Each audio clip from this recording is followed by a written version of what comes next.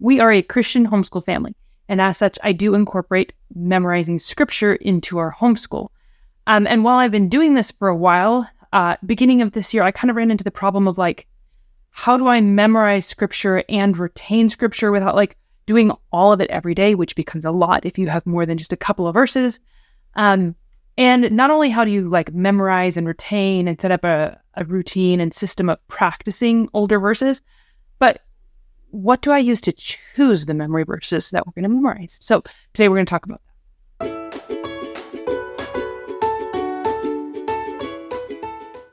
Hi and welcome. Thanks for joining me today. So like I said, we're going to be talking all things scripture memory. How do I go about choosing the verses we're going to memorize? Everybody does that differently. There is no right way, but I'm just going to share kind of what I do, maybe give you an idea.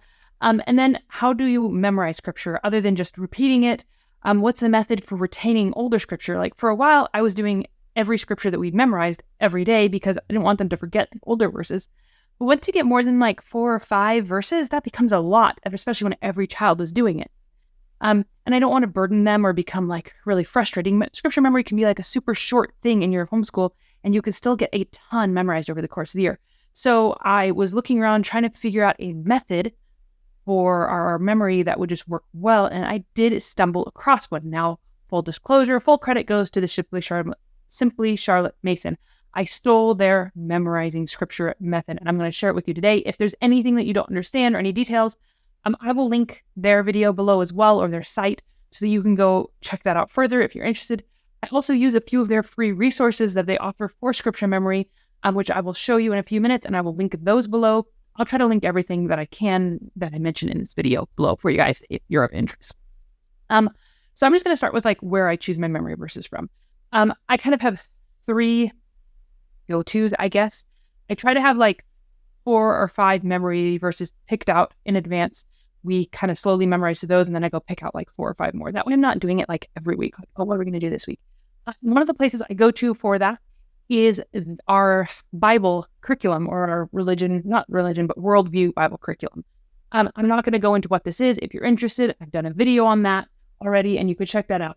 But each week, they do have a memory verse in here, and I do not do all of their memory verses. Sometimes I just don't like the selection they picked, or it's just not one that I want to put the time into memorizing. I think there's other verses better. And while I get why they chose what they did, because it really pertains to what we talk about that week, some of them I just don't think are really relevant to my children or that they'll understand. So I go through, 5 or 10 lessons or weeks in here and pick out any memory verses that I want to do from here. So I look at their options for every week, and sometimes I'll go, oh yeah, I like that verse. And sometimes I won't. And we memorize those. And actually, I don't mind memorizing them in advance of when we're going to talk about them in the curriculum, because it's great if they already have them. When I go, oh, look, we're going to talk about your memory verse, how this ties in, and they can say the memory verse for me, and then we talk about it. So that's great. But I would say out of every like 10 weeks, I choose like 2 or 3 verses. And the rest, I just decide that's just not what we're going to focus on. It's not what I'm going to put my energy into. I feel like there's other verses that are more applicable to them right here and now. So once I've done that, I have now 2 more methods. Now, this next one is a new thing that I've just gotten. So when I say 2 more methods, this is one I'm starting to incorporate. It's not one I've actually used. I just bought this book this week. So, but I am going to be using For Instruction in Righteousness, a topical reference guide for biblical child training. And essentially what this is it has tons of categories, worry and anxiety, immorality, hatred, unkind or unwise speech, selfishness, being a scoffer or a scorner, disobedience. So some are, depending on the age of your child, some will be more applicable. But then it just has sections in it that are verses that talk about this sin or issue, verses that talk about what happens or what should happen to a person who has this, verses that talk about what the person who struggles with this should do, verses that talk about what you should do instead. Instead of being greedy, it has verses that talk about benevolence and the blessing of giving and the joy of giving. And so it really has a full spectrum. There's like 2 or 3 pages of scripture verses and little summaries, maybe up to like 5 or 6, depending on the topic in here. And so what I'm going to do with this is when I am dealing with something in one of my children, I want to use this resource to go and find some verses that talk about that particular struggle, either the consequences that come along with allowing that in your life, or what the alternative would be. Like, instead of being greedy, let's talk about the blessings of giving. And so I want to use this to incorporate scriptures that are relevant to the struggles that they're having currently. So for instance, and like I said, I didn't have this resource, but last month we were really dealing with one of my children starting to lie. She was pretty young. And so we were really trying to catch it early and just talk through why lying is not good. And so during that time when we were talking about it, I did pull in a verse that speaks about, how God does not like lying, but the truthful tongue it makes him happy, right? And so just trying to pull in things that are pertinent to them. So I want to use this book really just to, as a resource when I notice a struggle or we're talking about a topic a lot with one of my children, to pull verses in here that they can memorize that are pertinent to them and that really apply to their personal situation at the time. So that's my second place that I'm going to go to for scripture memory.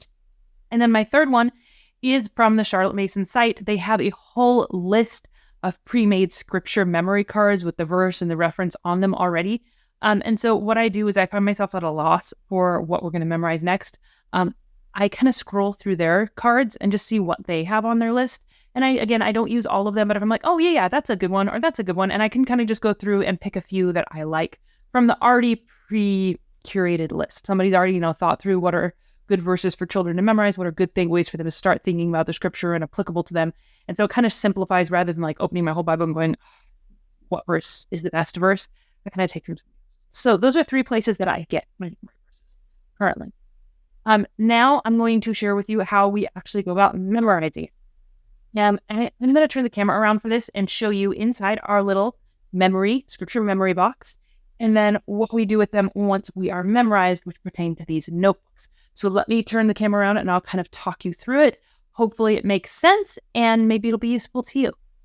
Okay, so here is my scripture memory box. I got this little box at like Goodwill for $2. You don't have to go expensive. You go cheap, whatever you need, just something that holds index cards. But inside we have our setup. So in the front, I have some verses that I've written out that are the next ones we want to memorize. I just kind of have them here. I use colored cards, paper, or index cards because my kids think it's fun and I think it's, fun to go through, but you could do whatever. So these are just verses that are in line to be memorized for the next ones as we go through. And then we have basically 4 different sections. We have the daily section. We have the odd or even section. So these 2 cards here. We have the days of the week, and there's 7 of those, which you could use whichever of those you want. And then you have numbers 1 through 31. And you may already see where this is going, but essentially what that does is daily, you do the one here. This is the one that you are currently working on memorizing. And when I say we memorize, the first day or 2, I repeat them, or I say them to my children, 2 or 3 times, and they say them back to me 2 or 3 times. And then after that, it's just daily. We go through it once until my children are saying it by themselves. So this is the one that you do every single day. Then after you do the one that's in the daily bucket, you go into your odd or evens. Now, how a card gets behind here is when you feel like your child has successfully memorized the verse that is in your daily bucket, you take it out and you put it behind odd or even, and you move whichever one is oldest. So it's good to date them. You see how I kind of have these ones dated. Whichever one is oldest, though, that you've had memorized the longest, gets moved back into the next set of cards, and then the one that's in that next set of cards get moved back into its permanent place. So I'll show you what I mean as I go. But we take our daily one, we finish memorizing it, right?